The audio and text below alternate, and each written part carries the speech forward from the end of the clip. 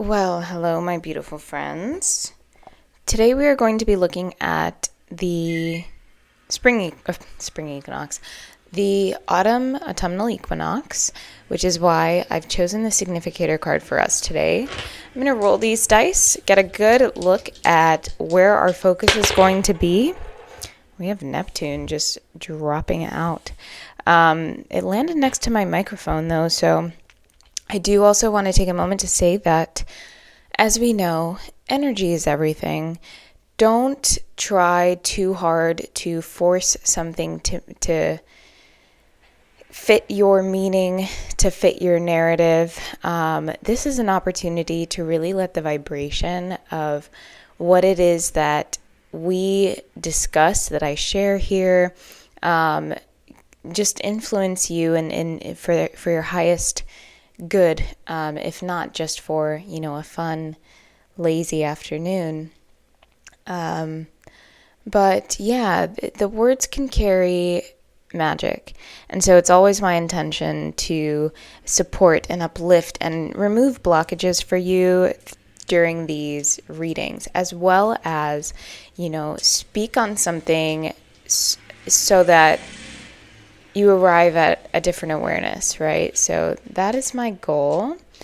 So we're going to look at the fall equinox happening September 21st. It is also going to be a solar eclipse on that day, happening at a critical degree, at the critical 29 degrees of Virgo. So, Spirit, thank you for bringing this collective my way. I trust that this message is finding all of those who it's meant for. What are we driving our attention to, or what is our attention being captured by that it's going to satisfy our potential, our purpose, to satisfy love at the most fundamental human element? So we have Capricorn in the first house, which is actually really nice to see. And I'm going to re-roll here for Neptune. And we have Neptune. We have Neptune in Capricorn in the fourth house. So the Capricorn fourth house is a little bit, it's kind of a little bit backwards, right? Because you'll find Capricorn in the fourth house with a whole sign Libra rising chart. Capricorn in the fourth house directs a lot of our attention to matters of the home, right? Matters of our own safety. Like, I think with Capricorn in the fourth house, you have people who put a lot of work into creating a safe space for themselves, into really having their home, really having a foundation to fall on. This could also relate to the body, right? Because the fourth house is also a house of the terrestrial body. Not in the same way the first house is, but yeah. Neptune there as well kind of offers this maybe enchanted perspective of home, or of our duty to home. Duty is a word that I am hearing coming through with Capricorn. So let's go ahead and get some more cards. We're going to start with our Sacred Geometry Activation Oracle deck. Like I said, it's all about vibration and look at this. We have the Divine Feminine and the Divine Masculine coming out for us. Hi guys, good morning. What work are you guys doing together? It's giving power couple energy. It's giving power couple energy. Ooh, are we maybe getting serious about like home and family life with a partner? Maybe a little bit confused about that. The Neptune is kind of throwing me off. I'm sure it's throwing you guys off too, right? Capricorn wants to be very secure, very safe in itself, very sure of itself. And then Neptune's just like,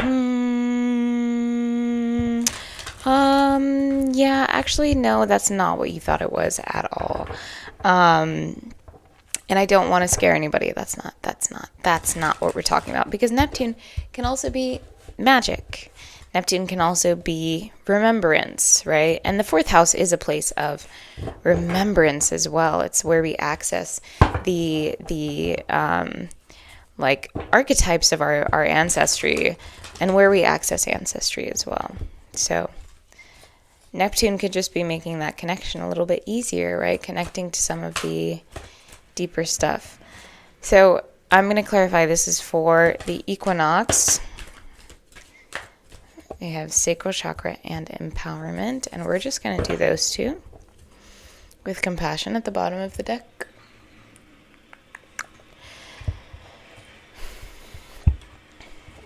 I would love for us to get some sacred forest oracle cards.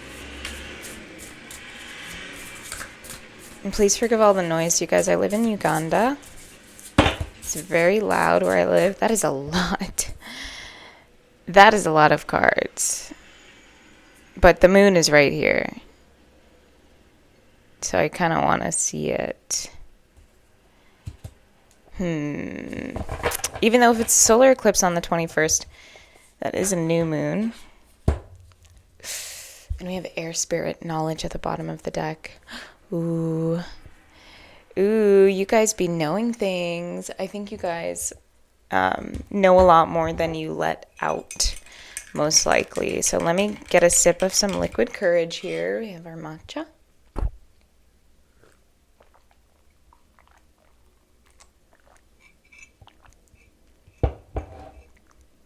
All right. Let's dive into the equinox energies that Spirit is so kindly putting right in our hands. So let's start with these two, actually. And as I shifted this Neptune almost wanted to stand up more strongly, stand up more securely. So I know in my life,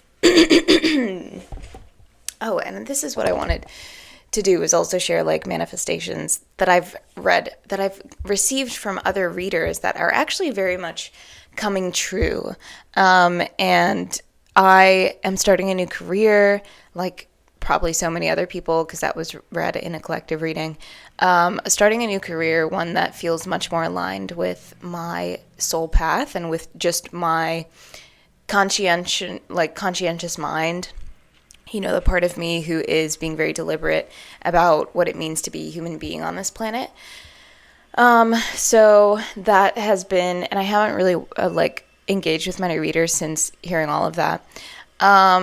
So that has been very on point. Another thing I'm experiencing with this Neptune and empowerment card is the ability to really stand strong in my woo-woo. Like, I'm seeing that the world does have a space, like a very real, carved out professional space for the kind of work that I do.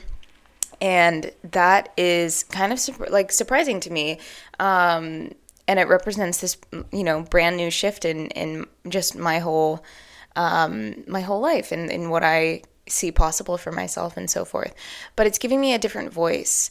It is supporting my ability to show up as myself, and show up as somebody who wholeheartedly knows that the universe is divine and trusts in that divinity and wants to speak about that divinity.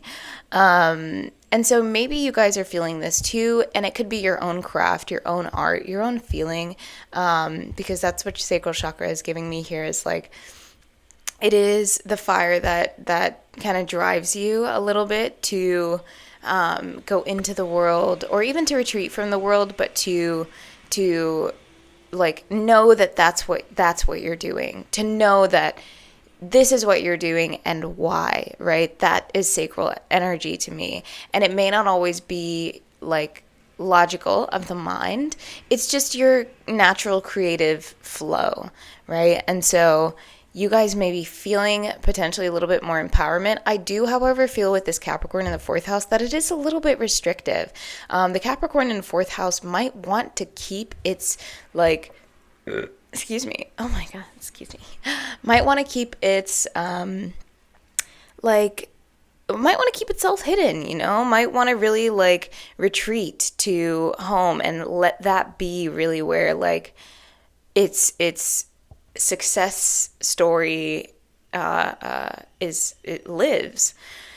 So just some things to think about, and we will also get the tarot to get into this more detailed, but we're talking here about moonlight enchantment with magic. Very beautiful. We see the pine in the back. moonlight enchantment, we are talking about dragonfly spirit with change. Oh, enchanted fern grotto with refuge. I spoke about this card previously. Foggy bog with patience. I mean, that is Neptune. Neptune is the foggy bog. And the crystal cave with trust. I was seeing this when I was meditating before starting this reading. Crystal cave with trust. And I mean, I was just speaking about trusting in the divine. Trusting in also receiving these very simple signs. Like, we have spirit guides that are working on our behalf. How many times have you heard this? Because it's true. You have an entire world that is working on your behalf. They just don't know it, right? Every single one of us is working to support other people or working to support other animals, right? That's by and large, part of being on this earth. Everything that we do impacts and supports the balance of our earth and our planet, and it's even more specific to like interspecies behavior, right? Or like between humans. But in this particular case, I'm definitely seeing that you guys have like spirit guides who are running around and like just fixing all of these little things, getting things prepared for you, like, which tells me that you are really on point with like your magic, with your divinity, with your highest path and all of these things, right? Maybe you have received messages from spirit guides before telling you, hey, go this way, these waters are clean, et cetera, and you want to keep the waters pure, right? So you are there, you are doing that, you have followed the heed of your spirit guides, which is really beautiful. I'm also really taken by this refuge, enchanted fern grotto. I mean, refuge in the 4th house, Capricorn, is all about what we're talking about, right? Somebody who needs to go inward, who needs to pull in. I mean, that is a refuge if I've ever seen it. Capricorn is an earth sign. Capricorn is the sea goat, right? We see this little river behind her. It's a place in which your magic can come to be. I almost also see this as like you are going to be, it's like if you imagine, okay, so I do things in home, I do things in my space, and I feel very protected by my 4 walls, and this being like my space, right? There's like a protection over me in that space. What is happening potentially for a lot of you is that now, as you plan your next couple months and with this spring equinox, what you will be able to do is take that very same level of safety, comfort, and protection and have that still over you as you step out into the world and perform your magic and do your work and do your spiritual work, right? I feel like we're gaining a different sense of safety, of confidence, of trust that we are protected and we are allowed to do our magic outside of our 4 corners of our home. Hey, I'll drink to that. Cheers. Ooh. And a side note, something else that I think a lot of us are going to see and that I would strongly recommend you to pay attention to with this Virgo solar eclipse is between the lunar eclipse and now, I think hopefully you've been noticing what's working and what's not, right? That is the whole point of Virgo. That is the entire point of Virgo is discernment and clarity. And discernment and clarity towards an objective, okay? So you can't just have discernment without understanding, well, what is this for? What do I need to be discerning about, right? Like, what's the point? What's the objective? And Virgo is a sign that works really well with objectives. She needs those structures. Why am I sifting this wheat and germ? Like, why am I separating this wheat from the shaft? just for fun, like, like, no, it's very clearly to become a part of a process that is making bread that's going to go into people's mouths. Okay, now that tells me something different about, exactly what to keep and what to get rid of and the best way to do that. That is Virgo style thinking. So I'm going to ask you, in this space of refuge, have you gotten to the point where you can really assess, this is what I'm doing this for? This is why I'm here. This is why I'm alive, right? This is how I want to treat my body. This is what my next 5-year plan is. This is what I need to do to just be able to make it through, the next 6 months. Like, what is your objective? Is this the kind of person you want to be? Do you want to, step away from like identity altogether? Like, what is your objective? And then between the lunar eclipse, which happened on the 7th, and the solar eclipse happening on the 21st, you have the opportunity and have been being shown what is working and what is not. Okay?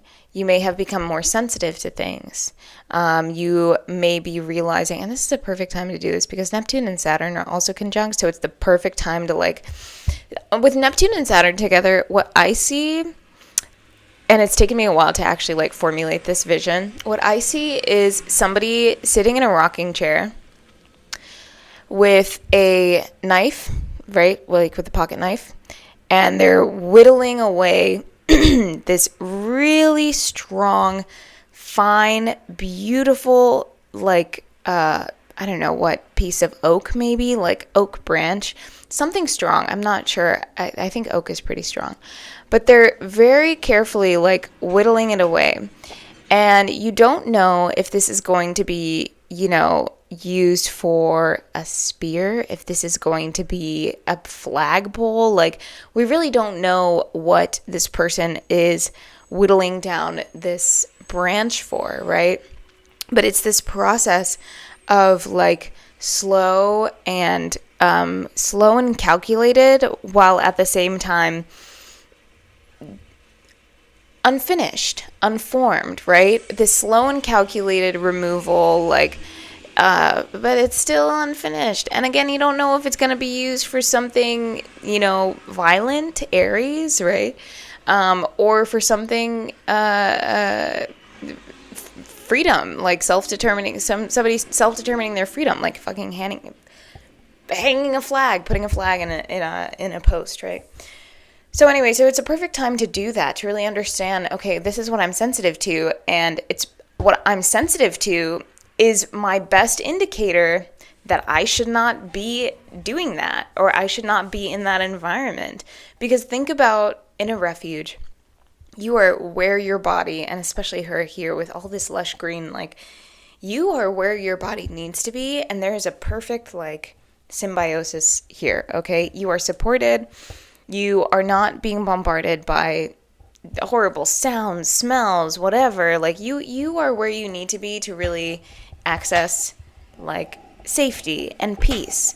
And that is the baseline. That is how we want you to feel when you step outside of your house, when you make plans for the future. That is how we want you to feel. So let's go ahead and pull some specific tarot, and then that will wrap up this reading. These cards have a mix of upright and reversals. I say that because I usually do not read reversals, but these cards I trust to not confuse me. All right, Spirit. So thank you for this beautiful message. There are a couple of you that want to come out, but I'm going to choose.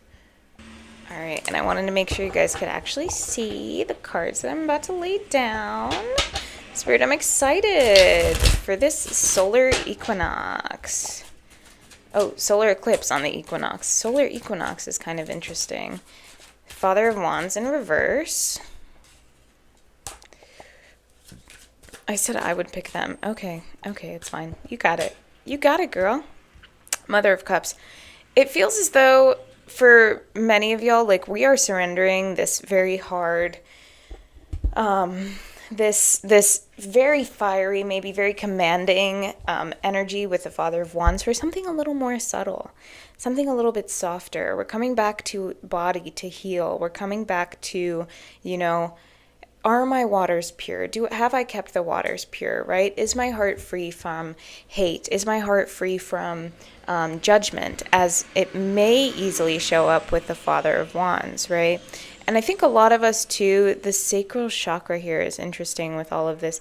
We might be releasing some old visions, some old desires, right, that we had before, and trading them for something that feels more aligned with ourselves, right? Because fire is a very impactful, like fire likes to impact others, right? And we have the Eight of Wands in reversed. Whereas the Mother of Cups does impact others, but only in so far as like they can receive her. And so it's really more about like her elemental quality. And I guess that's the same for fire too, but like there are, you're going to feel fire, and you have to be like much more, it's just much more brazen than the water energy. All right, Spirit, I'm going to pick these last, oh my gosh, these last couple here. I almost want to turn them this way. And we got the Six of Pentacles in reverse. And the Ace of Pentacles. With the Queen of Wands at the bottom of the deck. So, this feels like, ooh. All right, so this may not be, I'm feeling this patience card really coming through. This is a quiet bog, okay? In the foggy bog, we have to be quiet. We have to be calm. We have to be patient. Otherwise, you're going to miss your opportunity. Okay, and we don't want you to miss your opportunity. Yes, careers are changing. Yes, you are entering a new stage in your life. We are also entering the autumnal equinox, my friends. This is a time where we have to honor that we're losing energy. We're losing energy in the northern hemisphere. You are losing energy. And I think that's exactly what King of Wands, Eight of Wands reverse is talking about. You're losing energy, but there's an opportunity here to start being more serious, start being more intentional about your own reserves. And even in the field that you go in, whatever you do in this refuge, it's going to start feeling a little bit softer, a little bit sweeter. Yeah. Oh, this is interesting. We have the Devil with the Queen of Swords at the bottom of the deck. So we might really have to challenge ourselves here. I'm feeling this as like a strong challenge, like to really challenge our lower natures here in some sense. That feels like a separate message, but I can feel us maybe being quick to judge, quick to speak, quick to make up our minds about something. But I'm seeing that good things come to those who wait with this. Good things come to those who wait.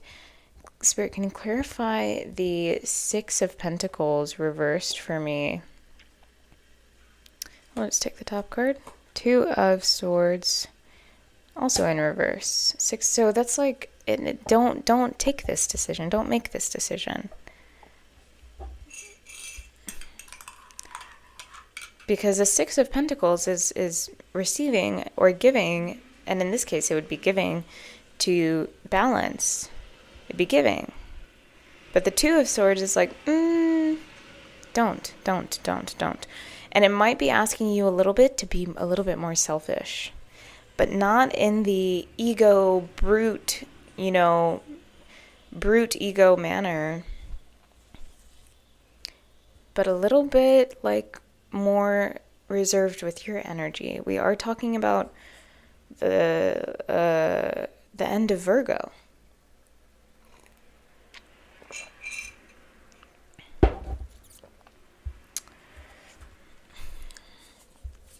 What is the most important final thing for this fall equinox spirit that you want them to see?